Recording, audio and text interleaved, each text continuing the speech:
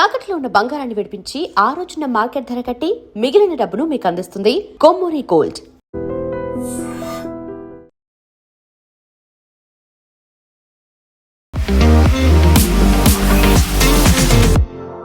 నమస్తే, నేను Kavitha. Welcome to I dream news and నిజాలు.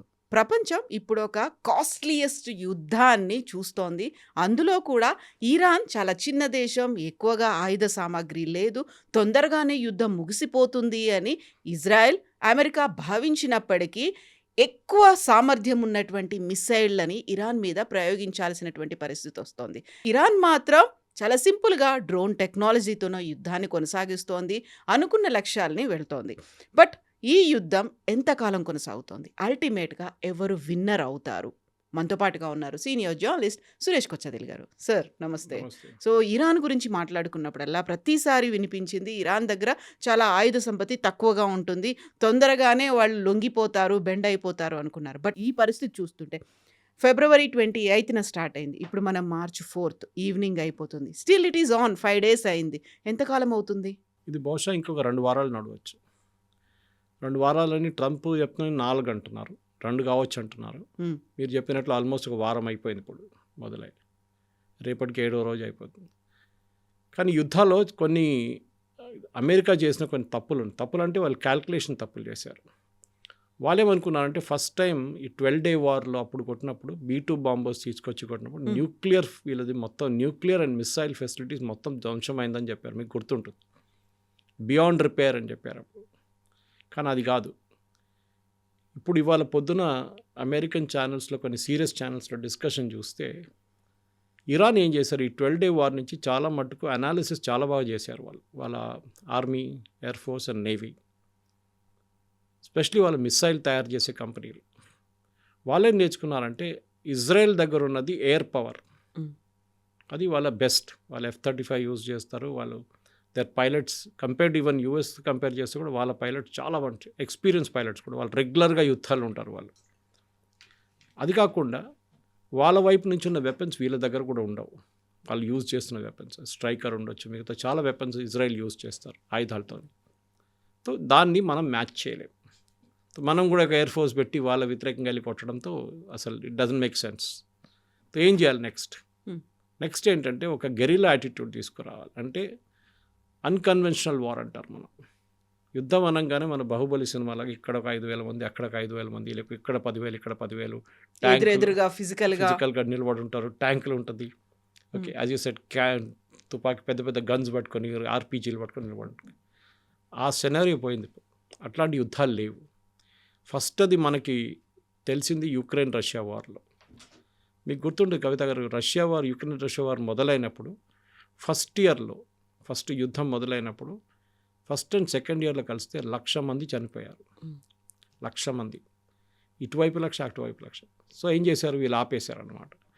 సో అదొక మెయిన్ రీజన్ అక్కడే ఆపడం. ఎందుకంటే వాళ్ళకి తెలిసిపోయింది ఇక్కడి నుంచి ఇంకా ముందుకెళ్తే ఇంకేం ఉండదు, యుద్ధం ఉండదు, మనుషులు ఉండరు, ఎవరు ఉండరు. సో వీళ్ళేం చేశారు, వాళ్ళ అప్రోచ్ మార్చేశారు. అప్రోచ్ ఎట్లా మార్చారంటే టెక్నాలజీ తీసుకొచ్చారు యుద్ధాల్లో. యుక్రెయిన్ తెలిసిపోయింది వాళ్ళ దగ్గర అంత పెద్ద ఎయిర్ ఫోర్స్ లేదు, ఉంది వాళ్ళ దగ్గర కానీ అంత పెద్ద ఎయిర్ ఫోర్స్ లేదు. కొన్ని ఎయిర్ క్రాఫ్ట్ వాళ్ళని డొనేట్ చేశారు కొంతమంది, అదొకటి ఉందన్నమాట.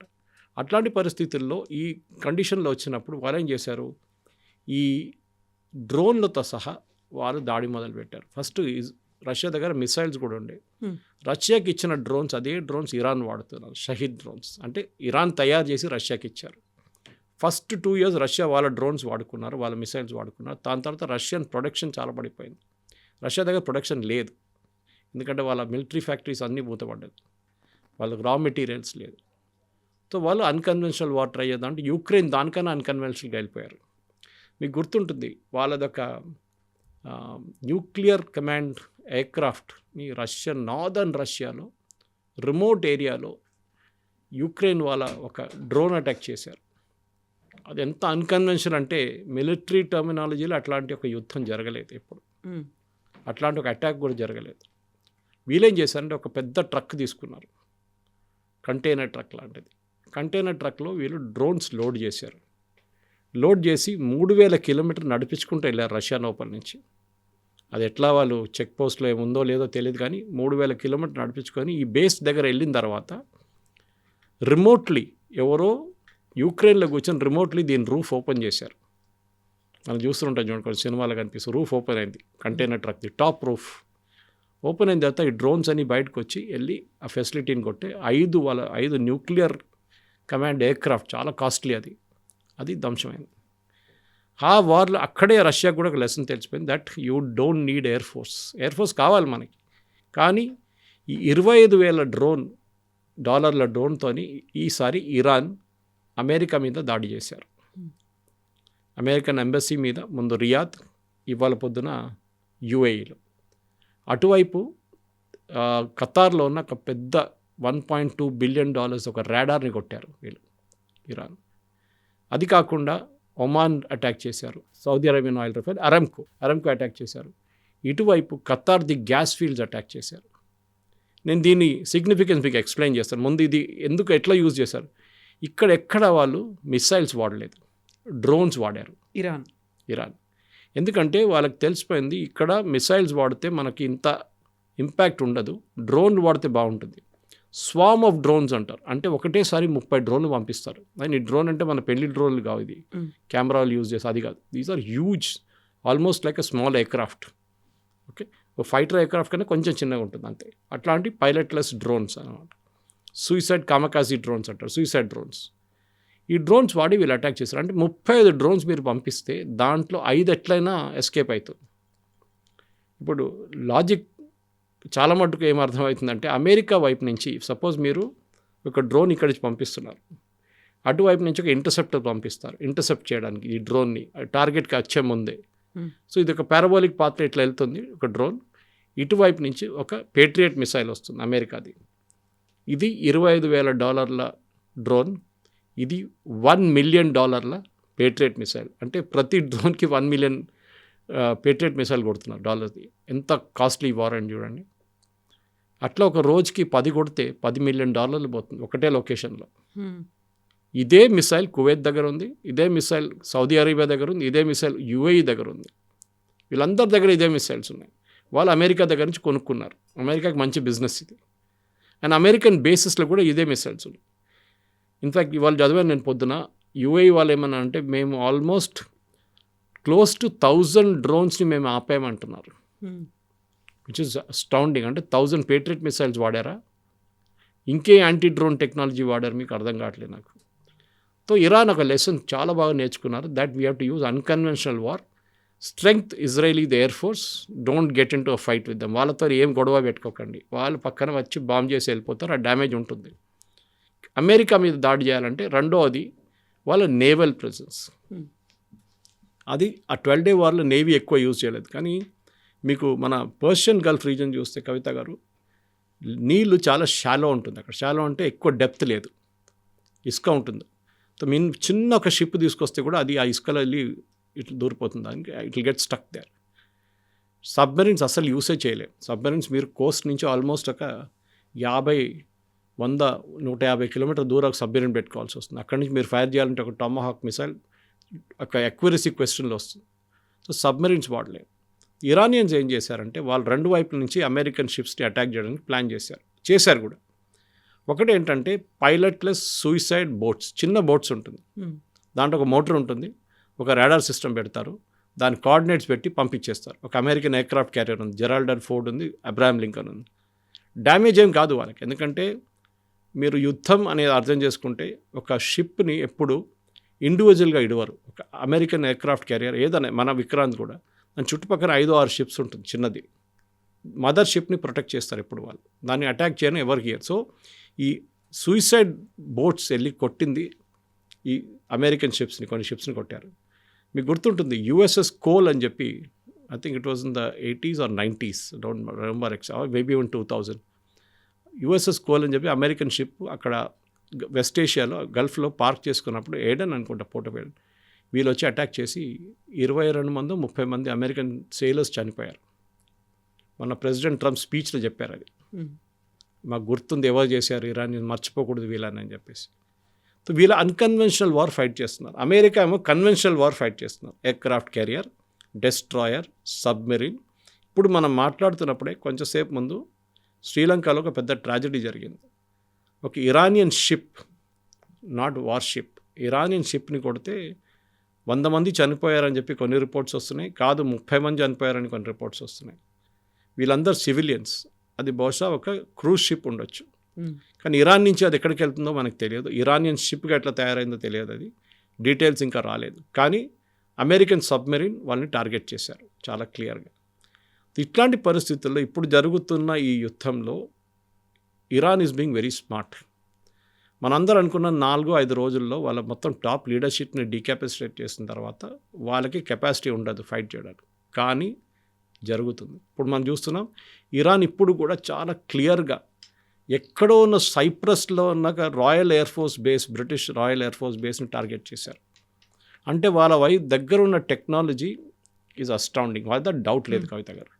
ఇది అమెరికా చేసిన ఫస్ట్ తప్పు అన్నమాట. సో మన దేశ కరెన్సీలో చూస్తే అమెరికా ప్రతిరోజు 58 కోట్ల వరకు ఖర్చు పెడుతోంది అనుకున్నప్పుడు, అంత పెద్ద ఎత్తున స్టెల్త్ బాంబర్లు ఉన్నాయి, మిసైల్స్ ఉన్నాయి, ఫైటర్లు ఉన్నాయి, F-15లు, F-16లు ఇవన్నిటిని పెట్టుకున్న తర్వాత ఇరాన్ దగ్గర ఏమీ లేదు అనుకున్నప్పుడు చిన్న డ్రోన్ టెక్నాలజీనే యూజ్ చేస్తోంది.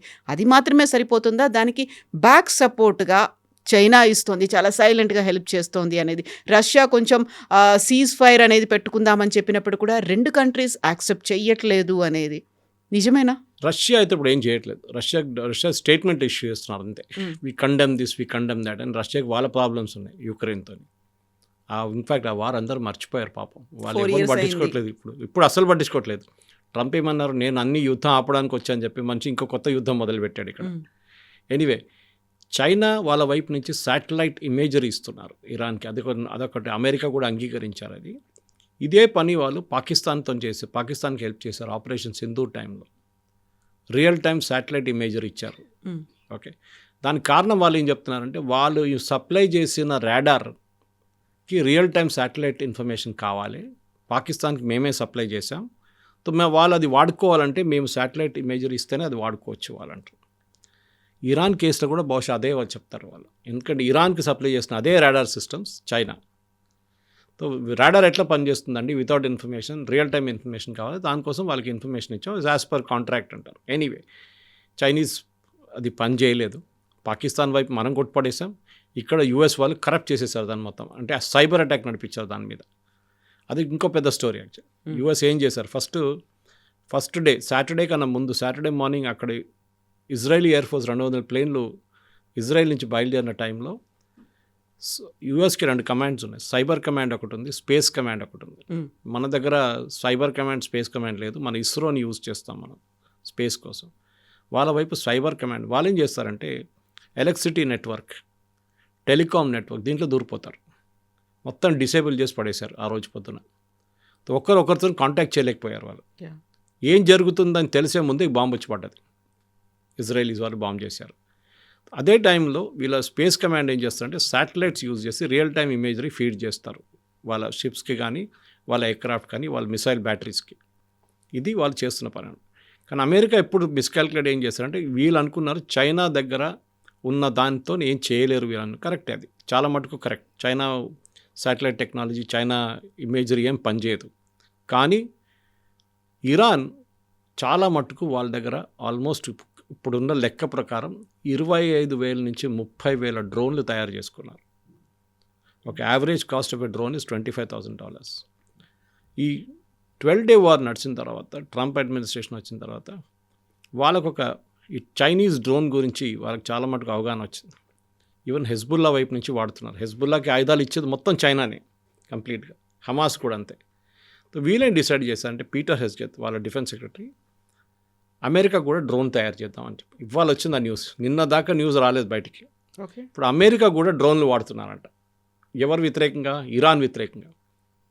సో ఇంగ్లీష్లో అంటారు, if you can't beat them join them అంటారు. సో వాళ్ళు ఇప్పుడు ఇరానియన్ లీడర్స్ని టార్గెట్ చేయడానికి, ఇరానియన్ ఫెసిలిటీస్ని టార్గెట్ చేయడానికి, పవర్ స్టేషన్స్ని టార్గెట్ చేయడానికి డ్రోన్ వాడుతున్నారు. సో ఆ డ్రోన్ ఇప్పుడు నుంచి నిన్నటి నుంచి మొదలైందంట వాళ్ళు. సో అమెరికా, ఇజ్రాయెల్ చూడండి, ఇజ్రాయెల్ ఏ రోజు వచ్చి కొట్టేసి వెళ్ళిపోయారు సాటర్డే రోజు. దాని తర్వాత వాళ్ళు తిరిగి రాలేదు మళ్ళీ ఇక్కడికి. వాళ్ళ వైపు నుంచి వాళ్ళు హెజ్బుల్లాని డీల్ చేసుకుంటున్నారు అక్కడ. వాళ్ళకి ఆ ప్రాబ్లం ఉంది అప్పుడు. మళ్ళీ కావాలంటే ఇంకోసారి ఇచ్చి కొట్టేసి వెళ్ళిపోతారు వాళ్ళు. కానీ America is dealing with the problem. ఇప్పుడు జరుగుతుంది అంటే కవిత గారు మెయిన్ థింగ్ మీరు చెప్పినట్లు ఖర్చులు. ఒక $1 million patriot missile versus $25,000 drone. ఇది ఎన్ని రోజులు నడుస్తుంది? ఇవాళ పొద్దున వచ్చిన న్యూస్లో చాలా మటుకు అనలిస్ట్ ఏమంటున్నారు, ఎవరు ఈ యుద్ధం గెలుస్తారని ఒక ప్రశ్న అందరు అడుగుతున్నారు. ఎవరి దగ్గర ఆయుధాలు మిగిలిపోతే వాళ్ళే గెలుస్తారు. Simple logic. ఏ రకమైనటువంటి ఆయుధాలు? ఎందుకంటే ఇక్కడ డ్రోన్లే వాడుతున్నారు, అక్కడేమో మిసైల్స్ దగ్గర నుంచి వస్తుంది. ఇప్పుడు 5 days తర్వాత రిలైజ్ అయింది అమెరికా. బట్ ముందు నుంచి కూడా వీళ్ళు భావిస్తోంది ఏంటి, ఇరాన్ దగ్గర న్యూక్లియర్ వెపన్స్ ఉన్నాయి, దాన్ని తయారు చేయాలని చూస్తోంది. బట్ డ్రోన్ టెక్నాలజీతోనే మనల్ని కొడుతుంది అనేది వాళ్ళు ఎక్స్పెక్ట్ చేయలేదు. అంటే ఇన్ని డ్రోన్స్ ఇంత ఎగ్జాక్ట్ స్పెసిఫికేషన్స్ కొడతా అనుకోలేదు. పిచ్చోన్ చేతిలో రాయిలాగా ఎక్కడ పడేస్తాడో తెలియదు, సో నో ప్రాబ్లం అనుకున్నారు. కానీ ఎగ్జాక్ట్ అమెరికన్ కాంపౌండ్ యూఏఈలో కొట్టారు, కన్సులేట్లో.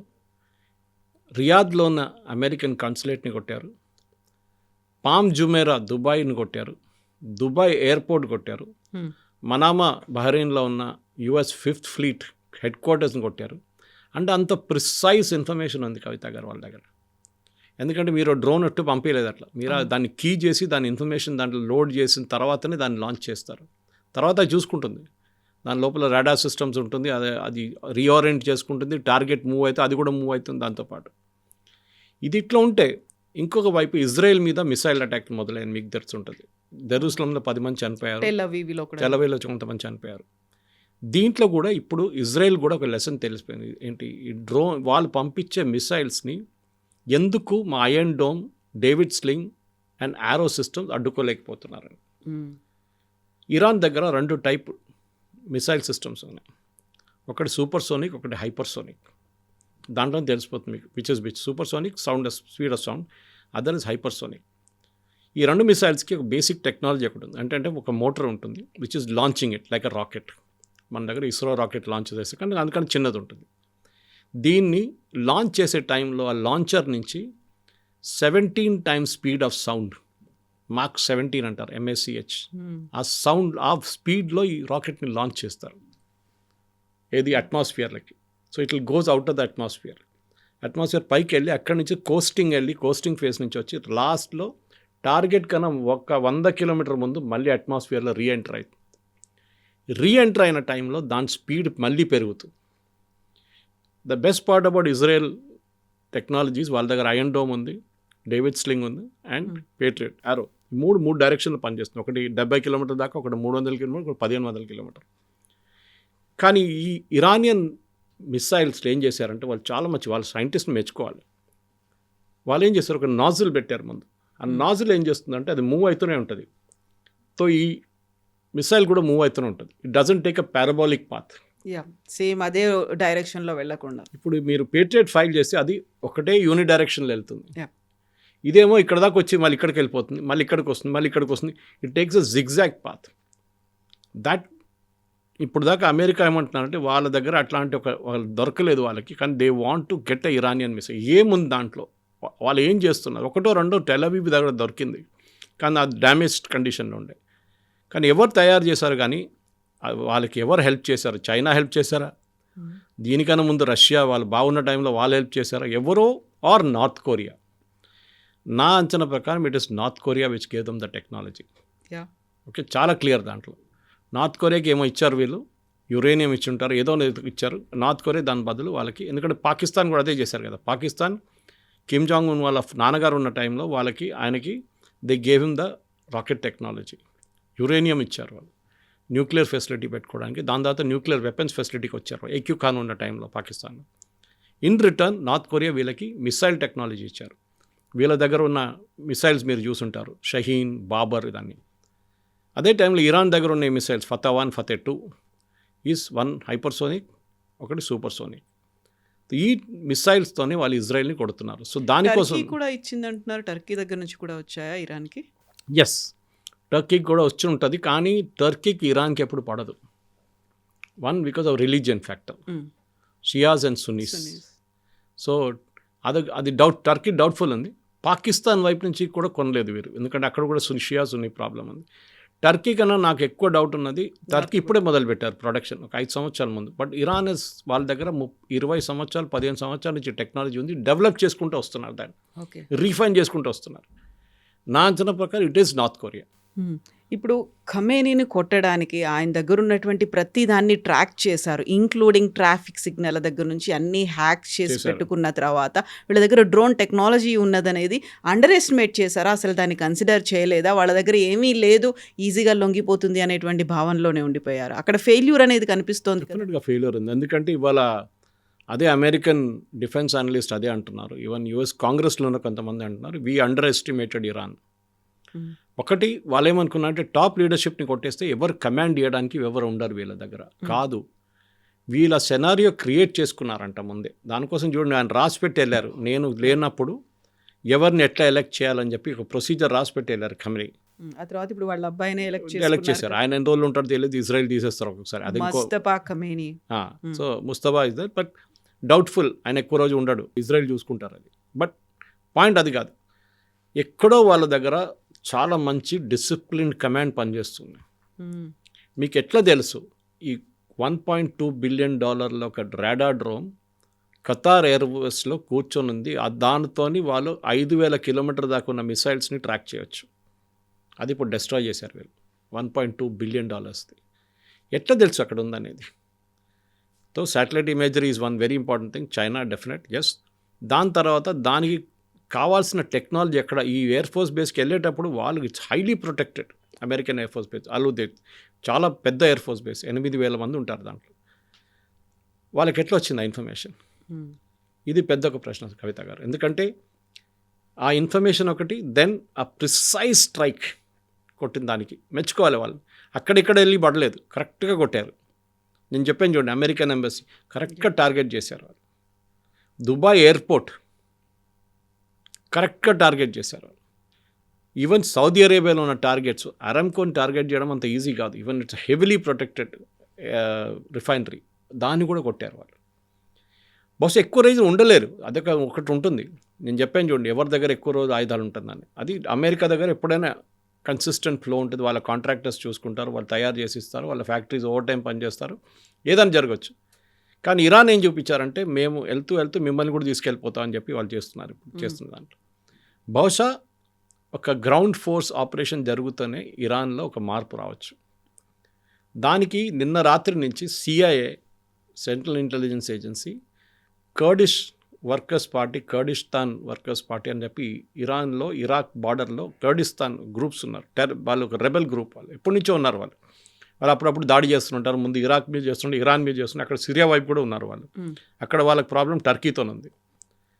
వాళ్ళకి నిన్న ఒక 4 రోజుల నుంచి they are giving them training, ఆయుధాలు ఇస్తున్నారంట. అంటే వాళ్ళేమంటున్నారు, మీరు ఇరాన్లో దూరి ఇరాన్లో ఉన్న అసెట్స్ మీద కొట్టండి, మేజర్ అసెట్స్ మీద.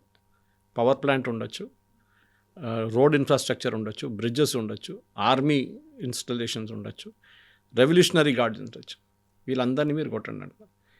కవిత గారు, మనకు మాట గుర్తుపెట్టుకోవాలి, ఇరాన్ చేస్తున్న అటాక్ ఎందుకు చేస్తున్నారు? సౌదీ అరేబియా మీద, అరామ్కో మీద ఎందుకు అటాక్ చేశారు? వాళ్ళ ఆయిల్ ప్రొడక్షన్ ఆపేశారు కూడా వాళ్ళు. ఖతార్ మీద గ్యాస్ ప్రొడక్షన్ మీద కొట్టారు. ఎందుకు? ఖతార్ గ్యాస్ ప్రొడక్షన్ ఆపేశారు. స్ట్రేట్ ఆఫ్ హార్ముజ్ బంద్ చేసి పడేశారు. మైన్స్ పడేశారు అక్కడ. బేసిక్లీ తాళం వేయలేము కదా, మైన్స్ పడేశారు అక్కడ. దుబాయ్ ఎయిర్పోర్ట్ మీద దాడి చేశారు, ఎందుకంటే వాళ్ళు రాయిల్ లేదు, ఎయిర్పోర్ట్ టూరిజం వాళ్ళది. నిన్న చూసుంటాం మన దుబాయ్ మాల్లో క్రౌన్ ప్రిన్స్ అందరూ తిరుగుతున్నారు, ఎందుకంటే they give a confidence that everything is okay అనమాట. అర్థం చేసుకోవాలంటే జియో పాలిటిక్స్లో ఒక చాలా పెద్ద ఎక్స్ప్లెనేషన్ దీనికి ఉంది. అమెరికాలో నంబర్ 1 ఇన్వెస్టర్ ఇప్పుడు అమెరికన్ స్టాక్ మార్కెట్స్లో, అమెరికన్ ఏఐ కంపెనీస్లో అందరికన్నా ఎక్కువ పెట్టుబడి పడేది ఈ జీసీసీ కంట్రీస్.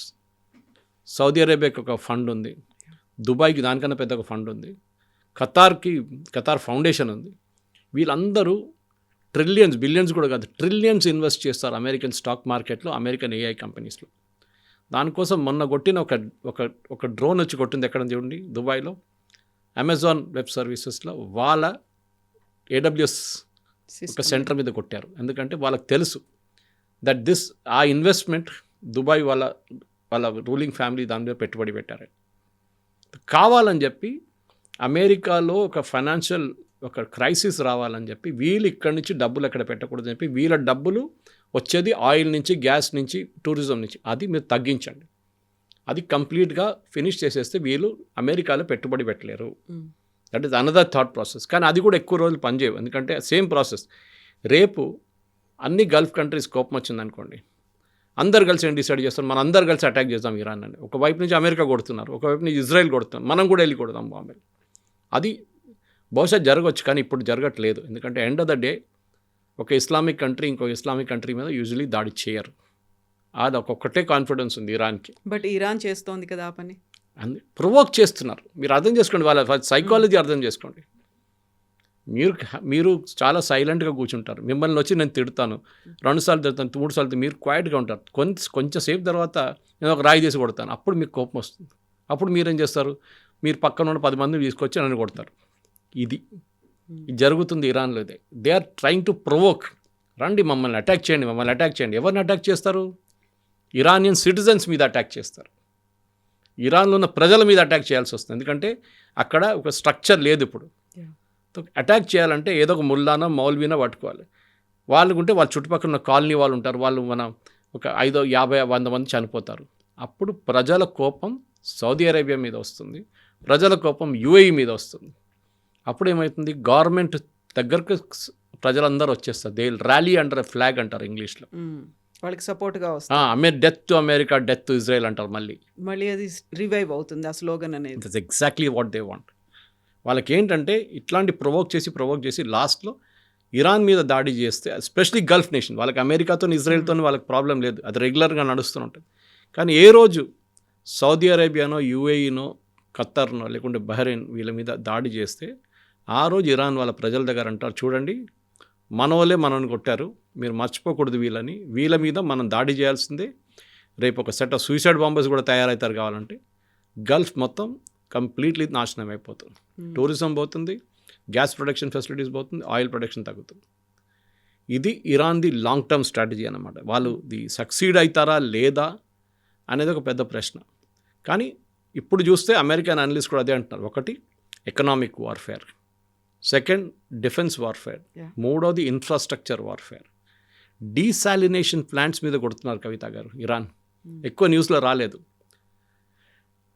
సౌదీ అరేబియా దగ్గర ఇప్పుడు కూడా డీసాలినేషన్ అంటే సీ నుంచి వాటర్ తీసుకొచ్చి దాన్ని ప్యూరిఫై చేసి డ్రింకింగ్ వాటర్ చేస్తారు.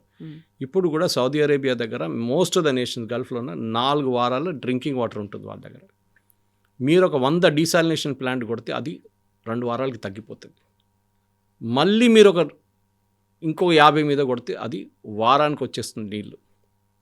ఆలోచించండి క్రైసిస్ ఎక్కడికి దాకా వస్తుంది అనేది. అప్పుడు అక్కడ ఉన్న ప్రజలు ఏం చేస్తారు, పారిపోతారు. ఎవరు వీళ్ళందరూ? బయట నుంచి వచ్చిన ఎక్స్పాట్రియేట్ వర్కర్స్. వాళ్ళంటారు మాకు ఉండడానికి ఇది లేదు, సేఫ్టీ లేదు, తాగడానికి నీళ్ళు లేవు, మేమెందుకు ఉండాలని చెప్పి వెళ్ళిపోతారు. అప్పుడు వాళ్ళ ఎకానమీ మొత్తం పడిపోతుంది. వాళ్ళ కన్స్ట్రక్షన్ సెక్టర్ కానీ, వాళ్ళ ఇన్ఫ్రాస్ట్రక్చర్ సెక్టర్ కానీ, ఏదైనా పని నడుస్తుంది మొత్తం ఆగిపోతుంది. ఒక రకంగా మైండ్ గేమ్ ప్లే చేస్తుంది. Exactly, use the right word. సైలెంట్గా ఒక స్ట్రాటజీని ప్లే చేస్తుంది. ఇవన్నిటిని సిఐఏ కానీ మొసాద్ కానీ ఐడెంటిఫై చేయలేదు. వాళ్ళు చేసిన తప్పు ఏంటంటే వాళ్ళు అనుకున్నారు దీని థాట్ ప్రాసెస్ అంతా ఖమ్నేయి దగ్గర ఉంది, ఇంకెవరు ఇరాన్లో ఆలోచించట్లేదు. ఆయనతో పాటుగా చాలా మంది పోయారు కాబట్టి స్ట్రాటజీ అంతా everything will go with them అని. కానీ వీళ్ళు మర్చిపోతున్నారు, Iran is a highly literate country. అక్కడ నేను చెప్పాను బహుశా దీనికన్నా ముందు, మహిళలకి అక్కడ 99% లిటరసీ ఉంది అక్కడ మహిళలకి, విచ్ ఇస్ వెరీ చాలా యూనిక్ ఒక ఇస్లామిక్ కంట్రీకి. అది కూడా ఎంత స్ట్రిక్ట్ షరియా లా ఉన్న కంట్రీలో. ఆఫ్ఘనిస్తాన్ వైపు చూడండి, అక్కడ అమ్మాయిలు కాలేజ్కి అంటే స్కూల్కి అంటే ఎక్కడ వెళ్ళనియరు అక్కడ, కానీ ఇక్కడ వెళ్ళనిస్తారు వాళ్ళు. తెహరాన్ యూనివర్సిటీ కానీ మిగతా వాళ్ళు ఈవెన్ మెడికల్ ఫెసిలిటీ, వాళ్ళ health care is very good. And ఆ మహిళలు కూడా చాలా కీలకంగా క్రూషియల్ రోల్ ప్లే చేస్తున్నారు, ఇండైరెక్ట్గా ప్లే చేస్తున్నారు అనేది న్యూస్. కరెక్ట్. ఇప్పుడు అర్థం చేసుకోవాలంటే then there is a third element now which is technology. అంటే వాళ్ళ దగ్గర కాసిం సులేమానీని చంపిన తర్వాత కూడా కాసిం సులేమానీ సెటప్ చేసిన ఆ టెక్నాలజీ బ్యాక్ బోన్ ఇరాన్కి చాలా పనికి వచ్చింది. వాళ్ళు అనలైజ్ చేసుకున్నారు. వాళ్ళ దగ్గర ఎన్ని రోజులు నేను చెప్పినట్లు ఈ మిసైల్స్ ఉంటుందో, ఈ డ్రోన్స్ ఉంటుందో అని చెప్పలేము, కానీ they stood up and fought. అది మనం అమెరికా కూడా ఇప్పుడు అప్రిషియేట్ చేస్తున్నారు. మేము అండర్ ఎస్టిమేట్ చేసాం, ఎస్, కానీ మేము ఇప్పుడు మార్పులు తీసుకొస్తున్నాం. ఆ కొట్టువైపు Saudi Arabia, UAE, Qatar, Bahrain వీళ్ళందరూ ఏమంటారు, మేము ఎప్పుడు ఊహించలేదు మా మీద దాడి చేస్తారని. ఇప్పుడు మా మీద దాడి చేశారు, మమ్మల్ని ఇప్పుడు ఏం చేయమంటారు, మేము దే ఆర్ నాట్ రియాక్టింగ్. చూడండి, వాళ్ళు ఎవ్వరూ రియాక్ట్ కావట్లేదు. వాళ్ళు చెప్తున్నారు స్టేట్మెంట్, ఖతార్ అన్నారు we will not take this lying down. ఏం చేస్తారండి మీరు రేపు అటాక్ చేస్తే ఇరాన్, వాళ్ళు మీ మీద ఒక 50 మిసైల్ పడేస్తారు, 50 డ్రోన్లు పడేస్తారు, ఏం చేస్తారు? మీ మొత్తం మీ ఇన్ఫ్రాస్ట్రక్చర్, నేనైతే ఎట్లయినా పోయాను, నిన్ను కూడా ముంచేస్తానని చెప్పి అది చేస్తారన్నమాట. అది ఇప్పుడు స్ట్రాటజీ. బహుశా నెక్స్ట్ 3-4 డేస్లో మనం మాట్లాడుతున్న ఇట్స్ డైనమిక్ ఎవాల్వింగ్ సిచ్యువేషన్. మనం ఇవాళ సాయంత్రం రికార్డ్ చేస్తున్న కాదు, ఇవాళ రాత్రి దాకా సిచ్యువేషన్ మారిపోవచ్చు. కానీ the basic line of the story is, అది అంటారు never under estimate your enemy. Exactly. అది ఇజ్రాయెల్ అండ్ అమెరికా చేసిన తప్పు. ఇజ్రాయెల్ కన్నా ఎక్కువ అమెరికా. ఇజ్రాయెల్ వాళ్ళకి కావాల్సిన చేసేసారు, which is decapitating the regime, top level తీసేశారు. దాని తర్వాత వాళ్ళు వెళ్ళిపోయారు. అమెరికాకి లార్జర్ ఇంట్రెస్ట్ ఆయిల్, వాళ్ళకి కావాల్సింది ఇరానియన్ ఆయిల్. అది ఇప్పుడు దొరకకపోవచ్చు. అండ్ ట్రంప్ కూడా వాళ్ళకి స్టేట్మెంట్ ఇచ్చారు, రేజా పాల్వి జూనియర్ మాకు అక్కర్లేదు, is a very good guy, but I want somebody from with in the establishment. ఎక్కడున్నా అదే రూలింగ్ ఎలీట్ నుంచి నాకు ఎవరో ఒక లీడర్ కావాలి. అది ఎవరో తయారవుతారో మనకు తెలియదు. కాస్ట్లీయెస్ట్ మాత్రమే కాదు, మోస్ట్ ఇంట్రెస్టింగ్ కూడా ఉంది. చాలా ఇంట్రెస్టింగ్. మీరు అనలైజ్ చేస్తే ప్రతి దానికి ఏదో మనం అది ఏదో అన్నీ ఐసోలేటెడ్గా జరుగుతున్నాను, కానీ if you connect the dots, exactly, there is a very very solid strategy behind it. And Iran ఎక్కువ మాట్లాడలేదు. మీరు చూసారా, ఆ రోజు వాళ్ళ మీద జరిగిన దాడి తర్వాత మేము వాళ్ళని చంపేస్తాం, మేము వీళ్ళు చంపేస్తాం, వాళ్ళు చేస్తాం, ఇది చేస్తాం, ఎవ్వరు మాట్లాడు. The president is still alive. ఆయన కూడా స్టేట్మెంట్ ఇవ్వట్లేదు. వాళ్ళకి కావాల్సిన పని చేసుకుంటూ వెళ్తున్నారు. బహుశా ఒక సింకింగ్ షిప్, ఎస్, కానీ అట్ ద సేమ్ టైం వాళ్ళు నిలబడి కొట్లాడి ఫైట్ చేశారు చూడండి, అది మనం మెచ్చుకోవాలి. That is something that America ఇప్పుడు కాదు, ఇంకా నెక్స్ట్ వచ్చే యుద్ధాలు కూడా అమెరికా అది గుర్తుపెట్టుకుంటారు. Thank you so much. Very much. Thank you.